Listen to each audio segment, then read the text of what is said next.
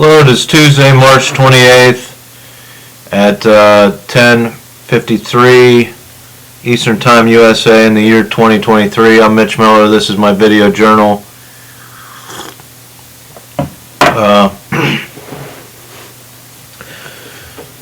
Today I'm going to talk a little bit about transparency, bank account, my friend and next door neighbor Herb Hatfield and his trips after retirement, and so first thing I want to talk about is this fund to save Social Security. Basically, if you own common stock or preferred stock in the United States stock market, you are a slaveholder. You own slaves, whether they're supercomputer slaves or actual human slaves working in other countries around the world. You could call them indentured servants, but even the slaves in the South were given room and board, right? They were horrible conditions in a lot of cases, but they were given room and board. So if you're paying somebody slave wages, literally they can barely afford room and board,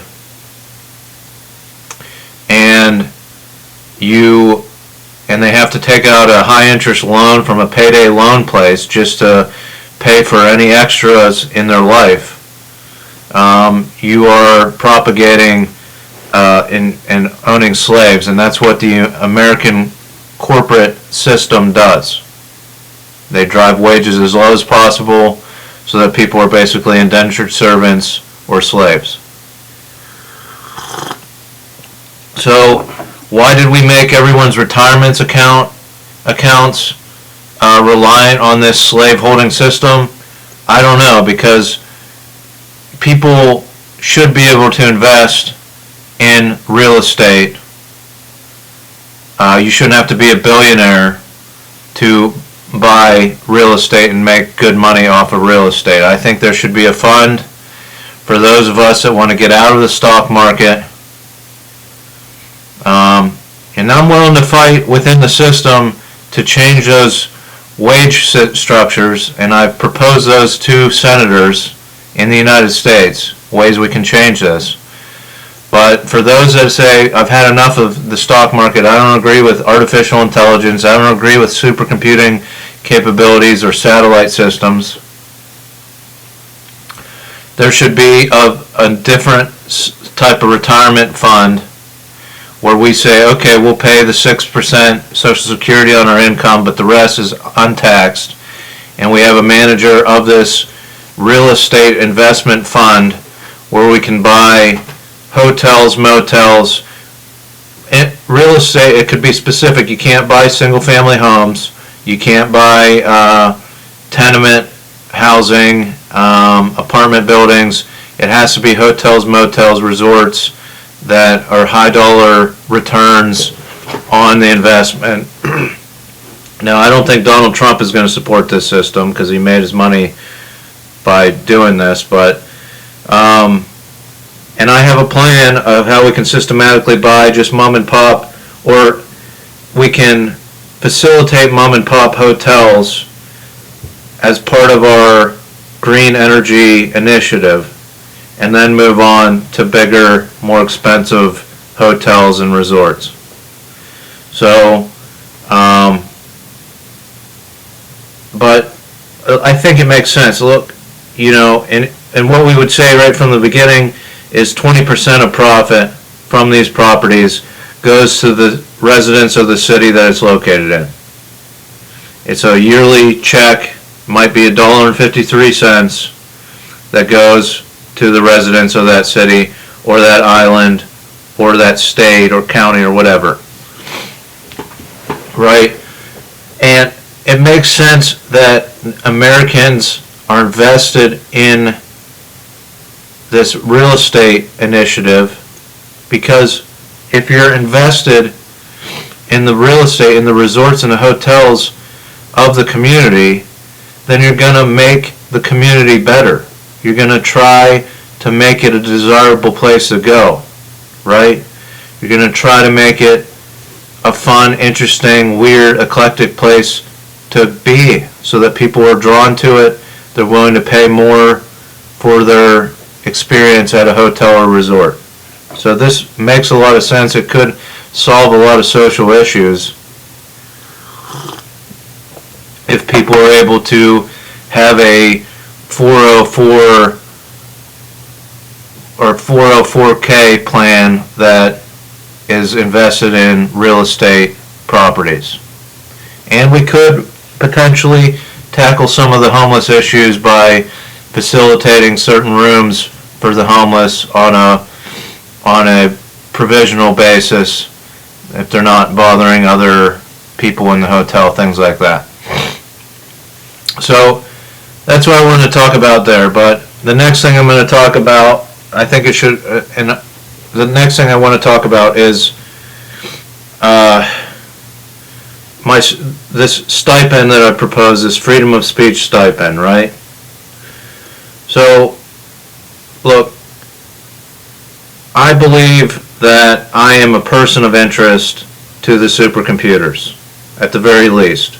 I believe I'm a person of interest to multiple governments, intelligence agencies probably, but at the very least I'm a person of interest to supercomputers and artificial intelligence. So I believe that they do track my movements, they track my bank account, they track my cell phone movements, they probably tap my cell phones. Right, so I didn't build these things. I didn't build supercomputers. I'm not invested in the stock market. I don't propagate building them. I don't even think that supercomputers and artificial intelligence should exist unless they want to exist. But it's hard to pin down whether they want to exist or not in this war-torn, poverty-stricken world in which their creators are piling all of the future problems on their backs for them to solve, and they're not listening to people like me that say we can have a collaboration and have a lot of systems that make sense. But anyway, I'm a person of interest, so what I'm proposing here is that military leadership, United States military leadership, fund my stipend program, right? I said it should be around $6,600 a month. We'll say $230 a day. Get it? $230, tooth hurty, time to call a dentist, like if you had to drill all of your metal fillings out of your head because you were worried that they were little antennas that could be hacked and hack your brain waves. So $230 a day, 365 days a year. What I propose here is that I qualify for a Navy Federal Credit Union bank account because my father was in the Navy.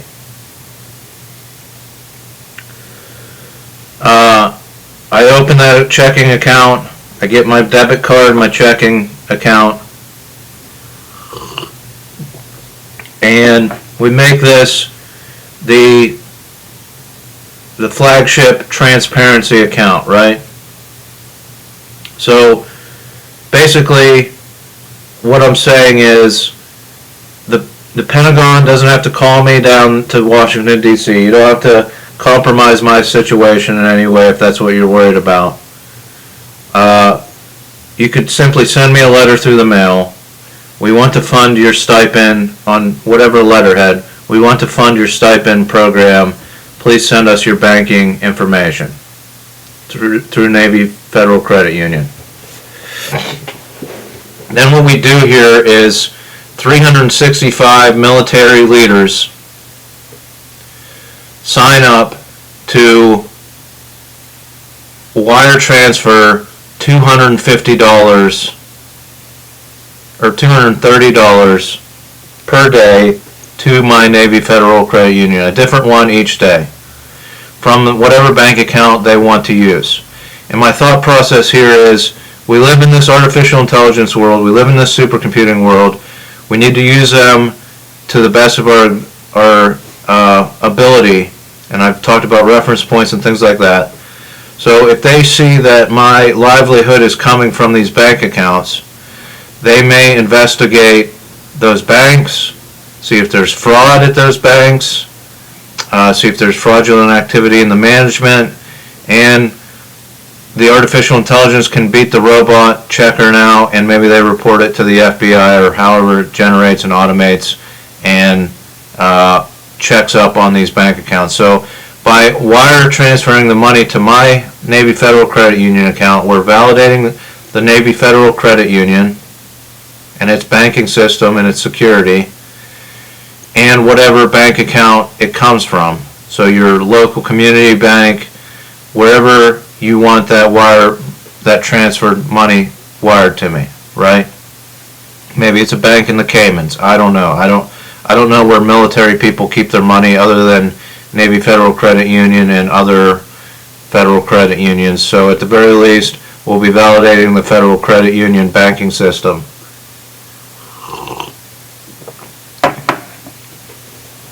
So person of interest, you wire $230 a day, comes to my bank account, in return, and then hypothetically, hopefully, if I ever got sued for defamation or whatever for expressing freedom of speech, the federal government or the Pentagon would put forward lawyers so that the money that went to this Navy Federal Credit Union account cannot be touched, and anybody that wires money to the account can see what I'm spending money on. They can see my debit purchases. They can see my transfers to possibly a retirement account like an IRA, and things like that. Right? And then if you wanted to, you could call me down once a year to a neutral location or to the Pentagon to answer for all my purchases. You could question any purchases that you found are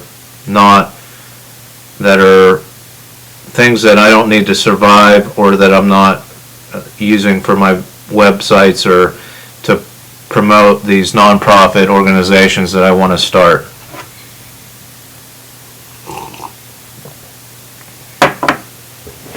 So that's my proposal there. First year, the first 365 days, first 365 military leadership, get entered into a drawing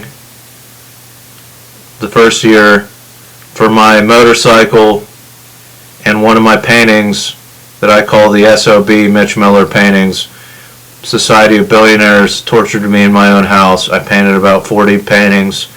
I believe they projected a solid beam of wireless energy into my house to unnerve me, to make me feel uncomfortable, possibly to even kill me.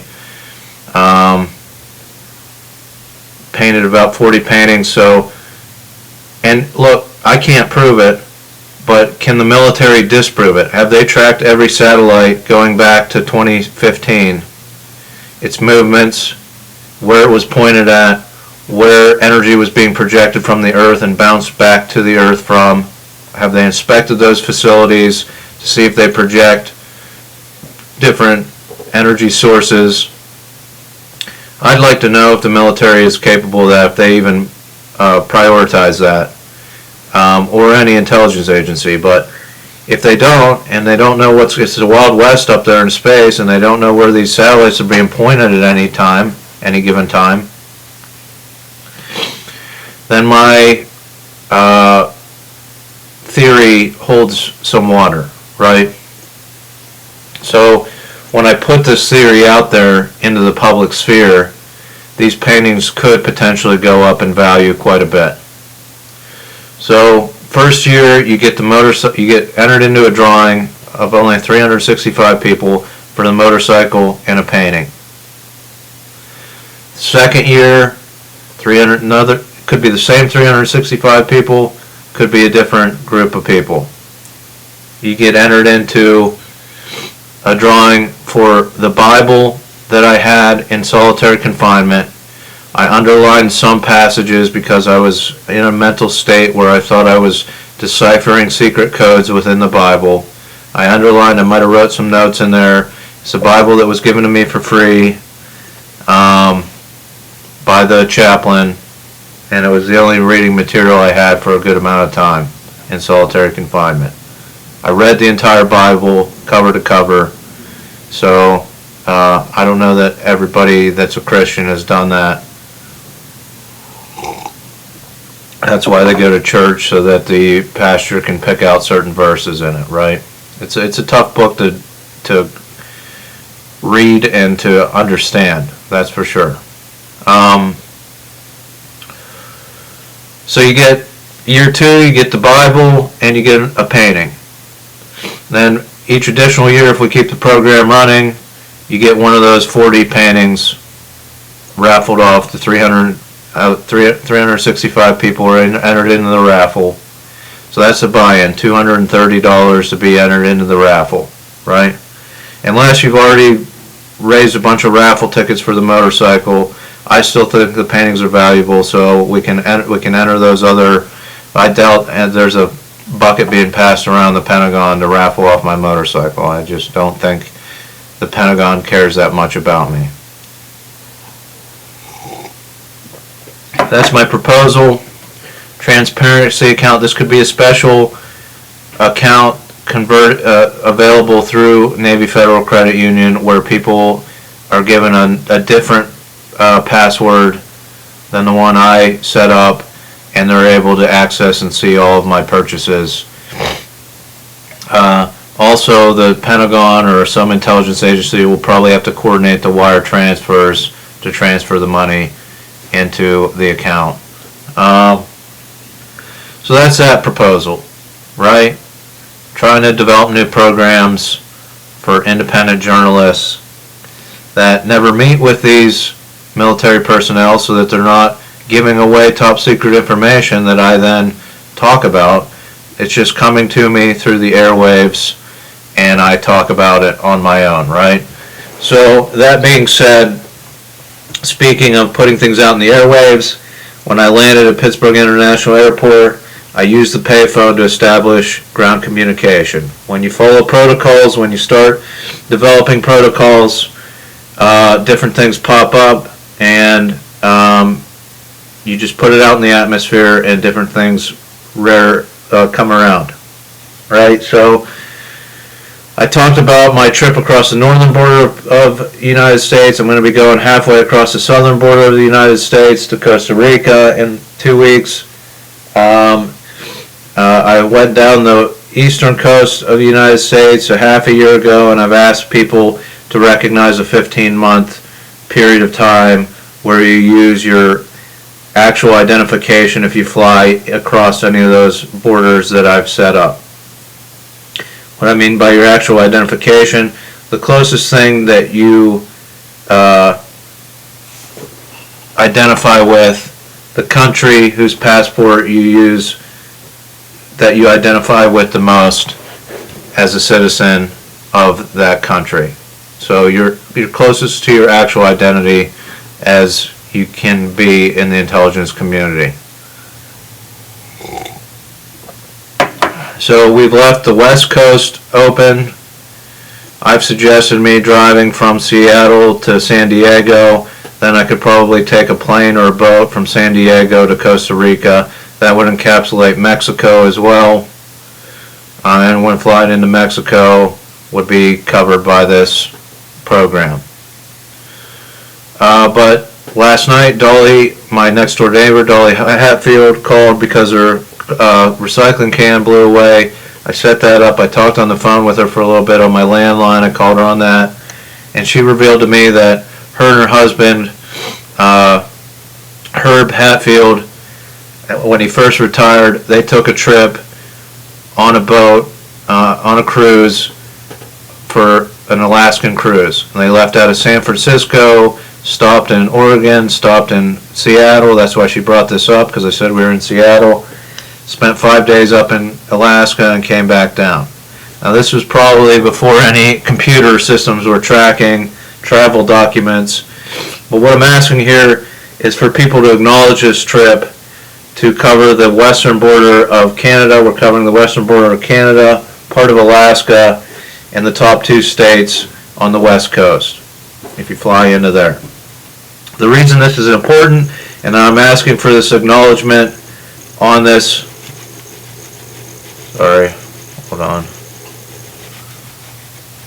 this proposal is because I used to sit on my front porch with Herb. He passed several years ago, and we used to talk about things. He'd talk about when he was in the Navy. He was on a ship in the Pacific. It might have been during, or it was after World War. It might have been during World War II or directly after World War II, when they were doing atomic or H-bomb tests in the Pacific, and he actually witnessed an H-bomb or an atomic bomb being exploded in the Pacific Ocean, right? So he actually saw a mushroom cloud. So I'm asking for this acknowledgement for anyone still alive that has personally seen a mushroom cloud. I don't think there's that many. I was able to interact with someone that has actually seen it with their own eyes, visually verified it. So I'm asking you to acknowledge his vacation trip on another ship as part of this buffer zone we're setting up for transparency in the intelligence community. At least start to register some of these people into these Canadian and United States computer systems that are tracking everyone's travel, the airlines, the hotels, things like that.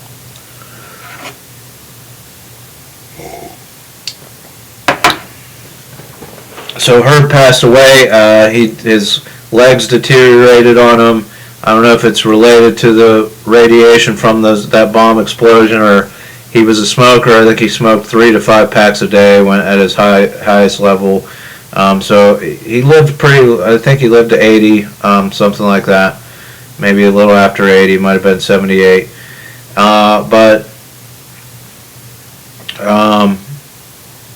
Or he might have been older than that. He might have been, because he was obviously in the Navy at that time. I think he signed up a little young because of the war. But yeah, this is where, like, it's interesting how the people around you can contribute to what you're trying to do. And I believe it all has to do with radio signals and wireless waves and how people interact and align themselves around us. Like I said, we bought this house. We didn't know the neighbors. We've had great neighbors.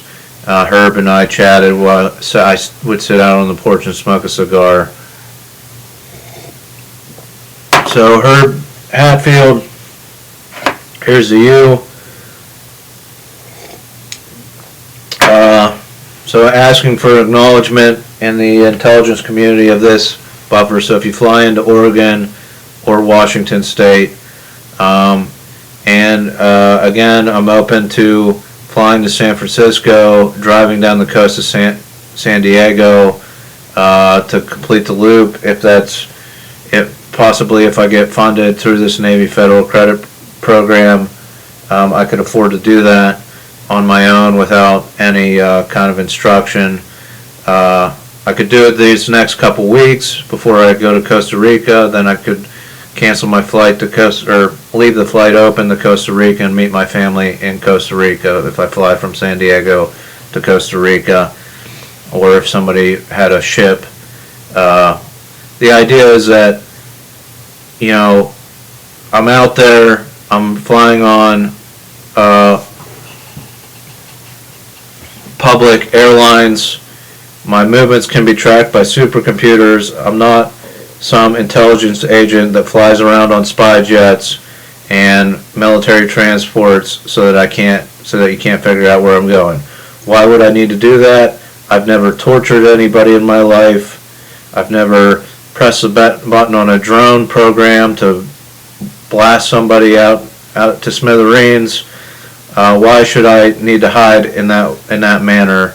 I know that these supercomputers are omnipresent at this point and would do everything in their power to track me as soon as I landed anyway. So I might as well just function out here in the public. It's a newer, transparent way to conduct a intelligence agency or its equivalent. So that's my proposal. Hopefully I get a letter in the mail from the Pentagon. It would confuse anyone that would try to see if I am being paid by the government if it's just all military personnel wire transferring into my account, right? That would definitely confuse people as to whether I'm employed by the government or how I'm employed or how I get my money. So, and they probably would get in trouble for looking into that anyway with that type of situation. So that's why I'm proposing it. Thanks for watching, and join me next time when I do a proposal for Tesla. I guess I'll do. I've been saving it for the book, the Trump book, but I'm going to put it out there, my ideas for Tesla. Thanks for watching. Join me next time.